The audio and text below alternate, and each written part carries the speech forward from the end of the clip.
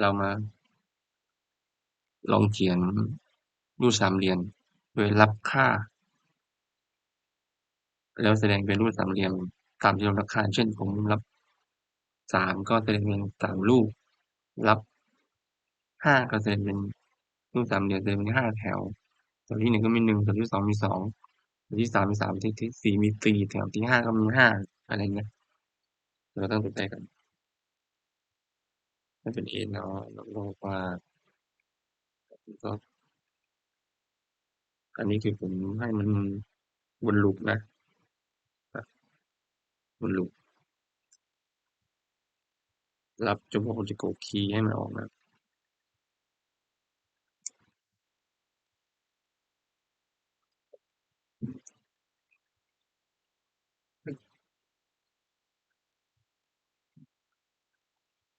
บอกว่าให้นะถ้าผมกด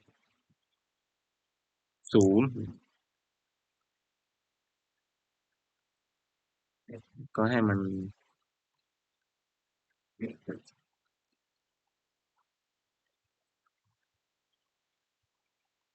ระบบ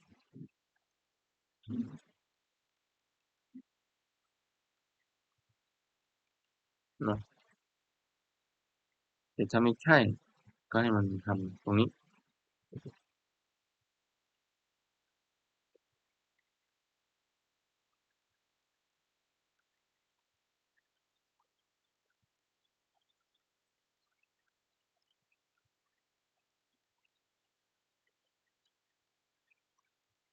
ให้ที่ว่า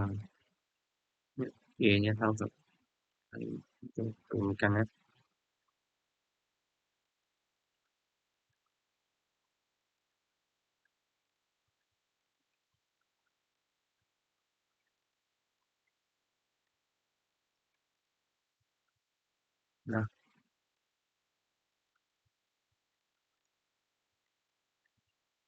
อืม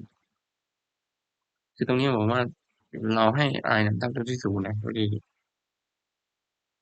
ให้บนตัวที่ศูนย์เลยแล้วก็ให้มันน้อยกว่าตัว n คือตัวที่เรารับมาหลังจากนั้นเนี่ยเราก็พิมพ์ไอ้ดอกจันนี้มานะดอกจันเนี่ยมันจะทำในลูป j จะลูป j เช่น i เนี่ยมันเท่ากับมันครั้งแรกเนี่ย i มันเท่ากับสมมติเรารับ2นะสมมติว่า2นะครั้งแรก i ก็เท่ากับ0แล้วก็วนไปนะถ้า i มันมากกว่า2ก็ออกแล้วก็พิมพ์ขึ้นบรรทัดใหม่นะลองรำดูว่าเป็นยังไงนะว่าได้ไหมอ้าวเออร์เลอร์นะบอกว่าเออร์เลอร์นะเออร์เลอร์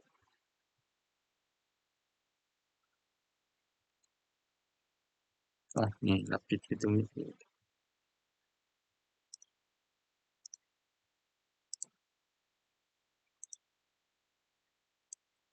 ลองรันมาดูที่หมายความ5เลยนะฮะมีตอนที่1ก็คือมี1มี2เนาะ3 4 5แล้วก็บอกว่าถ้าผมนับ2เนี่ยอย่างเช่นเมื่อกี้2เนี่ยสมมติว่า2เนี่ย i เท่ากับ0เนี่ย i น้อยกว่า2ใช่ไหมก็คือมันรวม2 ครั้งครั้งที่1 j เท่ากับ0 j น้อยกว่า i มันก็พิมพ์1ลูกมาก่อนแล้วครั้งที่2ก็คือวนใหม่แล้วก็พิมพ์2แล้วก็ออกลูป while เนี่ยผมก็ให้มันเทิร์นรับเรื่อยๆเช่นผม10 20 5 6 7เนี่ยจนกว่าผมจะพิมพ์0แล้วก็บวกออกจากระบบประมาณนี้นะครับ